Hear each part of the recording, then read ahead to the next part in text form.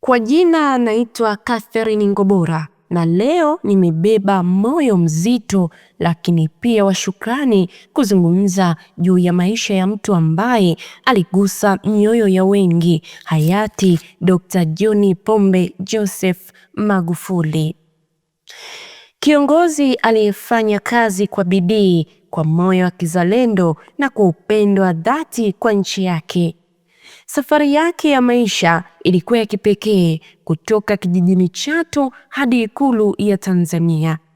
Leo nataka tusafiri pamoja katika historia ya maisha yake, mafanikio yake, maono yake na hatimaye tukio la kusikitisha lililotufanya kumpoteza mpendwa wetu. Hii si tu hadithi ya rais, bali ni hadithi ya mtu aliyebadilisha historia ya nchi yetu kwa vitendo vyake. Maisha ya awali ya hayati Dr. John Pombe Joseph Magufuli. Alizaliwa tarehe 29 Oktoba ya mwaka 1959 katika kijiji cha Chato, mkoa wa Geita, zamani Mwanza. Alizaliwa katika familia ya kawaida yenye maadili ya kazi, ambapo baba yake alikuwa askari wa jeshi la kujenga taifa JKT na pia mfugaji mdogo. Dr. John Pombe Magufuli tangu akiwa mtoto alijulikana kwa bidii na ukakamavu. Alisoma shule ya msingi Chato, kisha akajiunga na shule ya sekondari ya Katoke kabla ya kuendelea na elimu ya juu katika masomo ya sayansi, hasa kemia. Baadaye alipata shahada ya kwanza ya elimu ya sayansi, kemia na hisabati kutoka Chuo Kikuu cha Dar es Salaam. Aliendelea kusoma hadi kufikia ngazi ya udaktari wa falsafa PhD katika kemia. Safari ya kisiasa ya hayati Dr. John Pombe Magufuli. Baada ya kuwa mwalimu na kufanya kazi viwandani, Magufuli alianza safari yake ya kisiasa mnamo mwaka 1995 alipochaguliwa kuwa mbunge wa jimbo la Chato kupitia chama cha CCM. Uchapakazi wake ulimfanya ateuliwe mara moja kuwa naibu waziri wa ujenzi, kisha baadaye kuwa waziri kamili. Miaka ya 2000 hadi 2015 alihudumu katika wizara mbalimbali kama vile Wizara ya Ujenzi. Alipewa jina la buldoza kwa sababu ya kasi yake na msimamo mkali wa kuhakikisha miradi ya barabara inatekelezwa kwa viwango. Lakini pia miaka hiyo alihudumu katika Wizara ya Mifugo na Uvuvi, Wizara ya Ardhi na Maendeleo ya Makazi. Katika kila nafasi, Magufuli alionekana kama mchapakazi, mwadilifu, asiyevumilia uzembe. Mwaka 2015 alichaguliwa kuwa rais wa Jamhuri ya Muungano wa Tanzania kwa tiketi ya CCM. Kauli mbiu yake ya hapa kazi tu ilivutia wengi. Aliendelea kuchaguliwa tena mwaka 2020. Haya, na hapa nakusogezea mambo mazuri na miradi muhimu ambayo hayati Dr. John Pombe Magufuli alifanya na faida zake zinaonekana hadi leo. Mradi wa kwanza ni mradi wa SGR, Standard Gauge Railway. Reli ya kisasa kutoka Dar es Salaam hadi Mwanza. Faida: usafirishaji wa mizigo na abiria kwa haraka, kuimarisha biashara za ndani na nje, kupunguza gharama za usafiri. Lakini pia mradi wa umeme, bwawa la Julius Nyerere, mradi mkubwa wa kuzalisha umeme zaidi ya megawati 2000.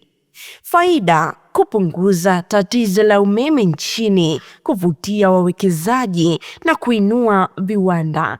Lakini pia mradi wa tatu ni ujenzi wa barabara na madaraja makubwa, mfano daraja la Kigamboni, daraja la Ruhuhu, barabara za lami hadi vijijini. Faida: kuunganisha mikoa na kurahisisha usafirishaji wa mazao, bidhaa na watu. Mradi wa nne, ununuzi wa ndege mpya. ATCL alinunua ndege mpya zaidi ya 8 kwa ajili ya shirika la ndege la Air Tanzania. Faida: kuimarisha sekta ya utalii na usafiri wa anga ndani na nje ya nchi. Mradi wa 5 ni ujenzi wa vituo vya afya na hospitali.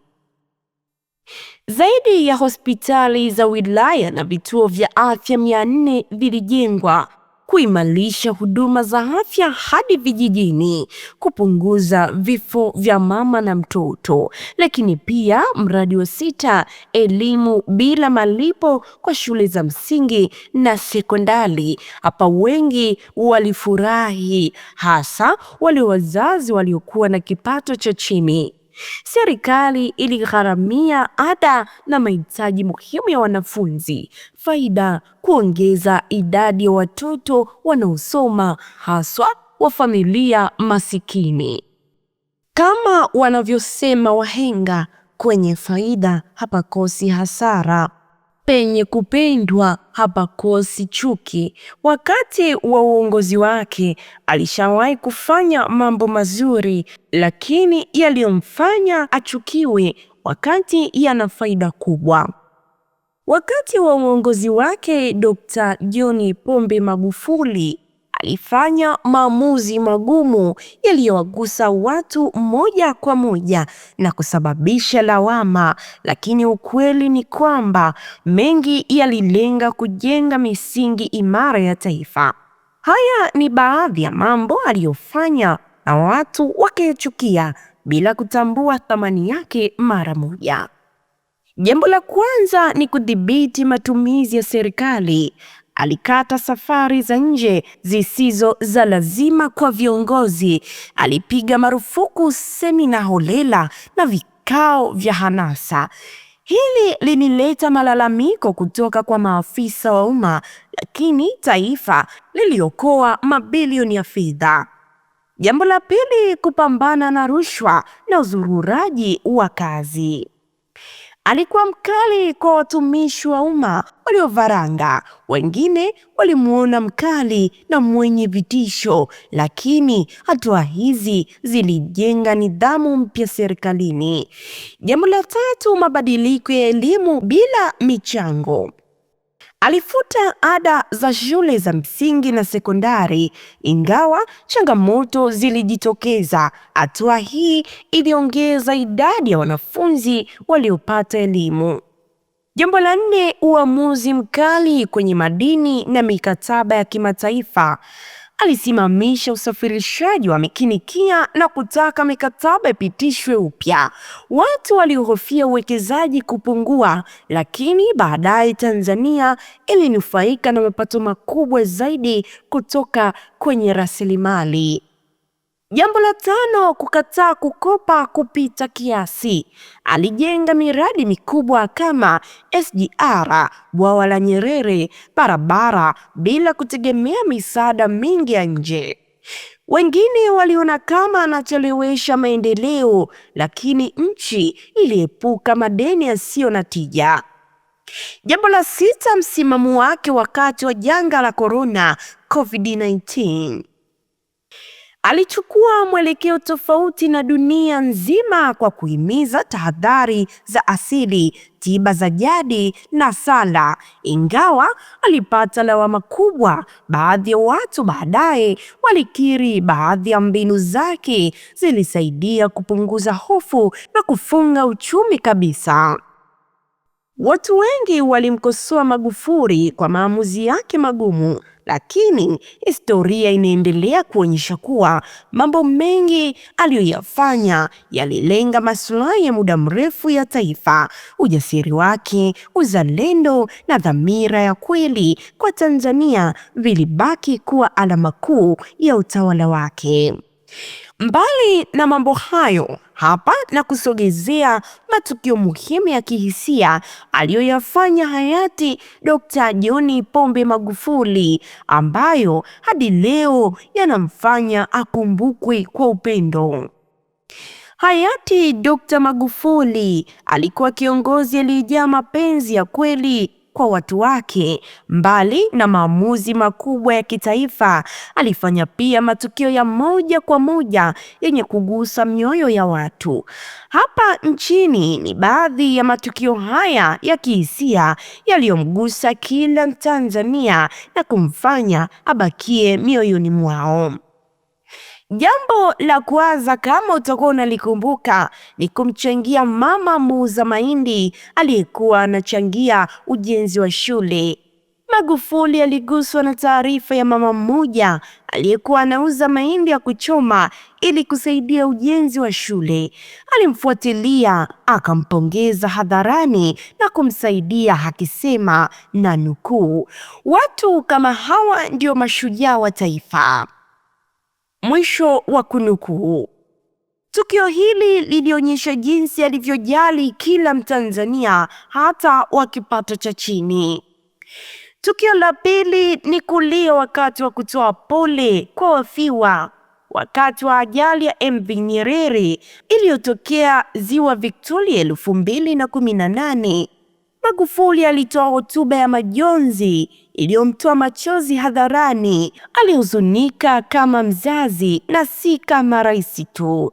Moyo wake wa huruma uligusa wengi, na tukio hilo linabaki kuwa moja ya picha halisi za uongozi wa karibu.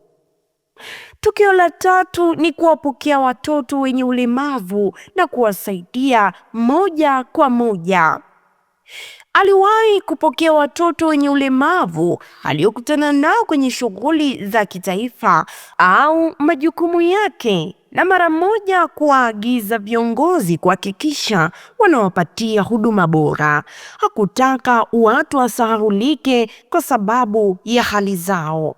Tukio la nne, kupita barabarani ghafla kuwasalimia wauza matunda na mamalishe. Alijulikana kwa kusimamisha msafara wake na kushuka kuzungumza na mama ntilie au vijana wauza maji. Alionyesha kuwa kiongozi sio mtu wa juu, bali sehemu ya maisha ya wananchi. Tukio la tano, kukataa sikukuu na sherehe kwa sababu ya huduma kwa wananchi.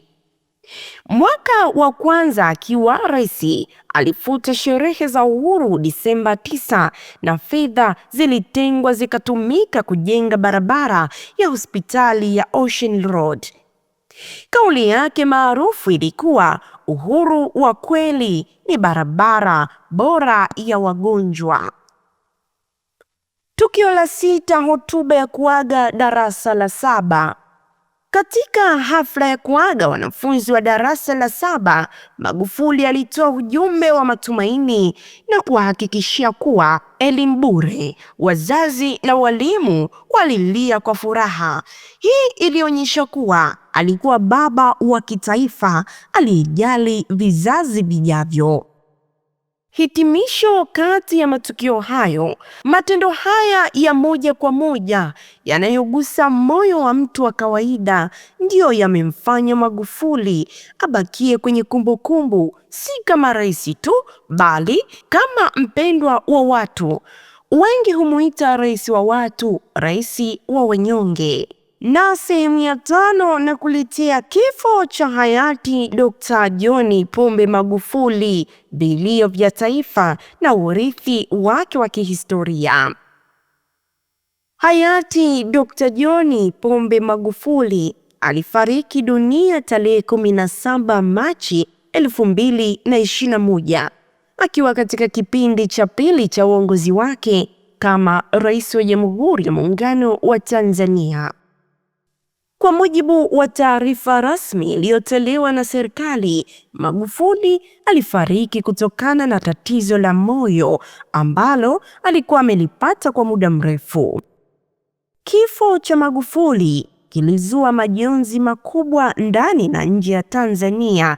Katika kila kona ya nchi, watu walilia kwa uchungu, si kwa sababu tu ya kumpoteza rais, bali kwa sababu alimpoteza mtu aliyegusa maisha yao moja kwa moja. Watu walikusanyika barabarani wakati mwili wake uliposafirishwa kwenda maeneo mbalimbali.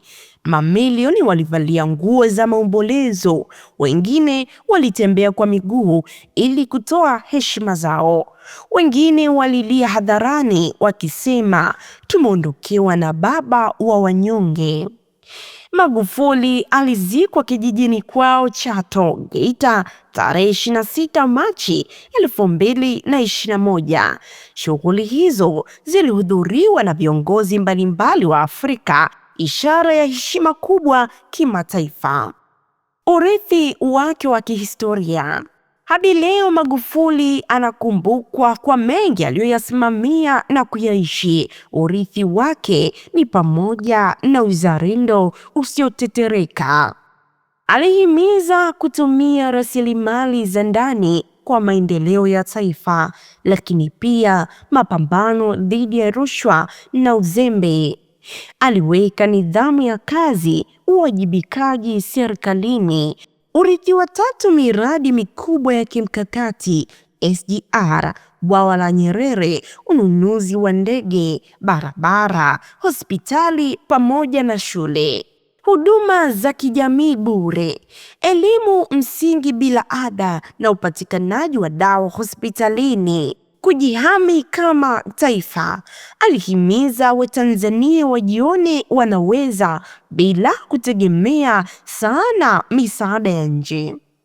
Hayati Magufuli aliaga dunia akiwa madarakani, lakini alibaki kwenye mioyo ya watu. Aliishi kwa vitendo na aliwafanya watu wa kawaida wajisikie kuwa sehemu ya taifa. Leo hii jina lake linatamkwa kwa heshima na uchungu pia. Jina lake limekuwa historia, lakini matendo yake yamekuwa urithi.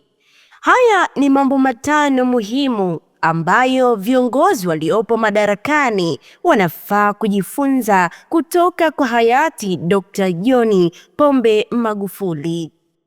Uzalendo na kuweka maslahi ya taifa mbele. Magufuli aliweka maslahi ya taifa mbele kuliko shinikizo la nje. Alifundisha kuwa kiongozi lazima uwe mlinzi wa rasilimali za taifa. Uwajibikaji na nidhamu ya kazi. Alisimamia nidhamu kazini kwa kushuka mwenyewe kwenye taasisi na kuchukua hatua papo kwa papo. Hii inafundisha kuwa kiongozi asiogope kufanya maamuzi magumu kwa ajili ya uwajibikaji. 3. Uchumi wa kujitegemea. Alihimiza matumizi ya mapato ya ndani, kuendesha miradi mikubwa badala ya mikopo. Hii ni somo la kuthamini uwepo wa ndani kabla ya kutegemea msaada wa nje. 4. Kuthubutu na kuwa na maono makubwa. Alianzisha miradi mikubwa kama bwawa la Nyerere, SGR, ndege na hospitali za kisasa. Viongozi wajifunze kuthubutu kufanya makubwa hata kama kuna upinzani wa mawazo. 5. Kuwa karibu na wananchi. Alizungumza lugha rahisi. Alitembelea maeneo ya kawaida na kusikiliza kero moja kwa moja. Hii ni somo kuwa kiongozi anatakiwa awe na moyo wa kusikiliza na kujali wanyonge. Na hapa ndipo simulizi yangu ya maisha ya hayati Dr. John Pombe Magufuli inafikia tamati. Kwa macho ya wengi, alikuwa kiongozi mkali mwenye maamuzi yasiyoyumbishwa, lakini kwa wale waliomsikiliza kwa makini, walimuona kama baba, mlezi na mlinzi wa rasilimali za taifa. Ameacha alama zisizofutika katika historia ya Tanzania kwa vitendo, kwa misimamo na kwa moyo wake wa kizalendo. Leo hii tunakumbuka sio tu kifo chake, bali maisha yake yenye mafunzo, changamoto na mafanikio. Naitwa Catherine Ngobora, na kwa upendo na heshima kupitia channel hii tumeona ni muhimu kuenzi urithi wa Magufuli kwa simulizi hii. Tumuombe apumzike kwa amani, na sisi tuliobaki tuchukue mafunzo na tuendeleze aliyoyaanzisha. Shujaa hafi, anabaki mioyoni mwa watu wake daima. Asanteni kwa kunisikiliza.